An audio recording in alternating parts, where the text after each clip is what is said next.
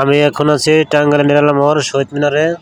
দেখতে পাচ্ছেন টাঙ্গাইল শহীদ মিনার থেকে শীতার্তদের ফান্ড কালেকশন চলছে।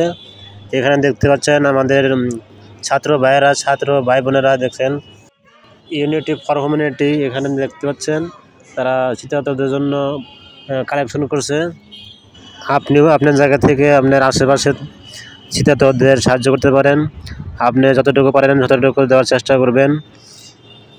দেখতে পাচ্ছেন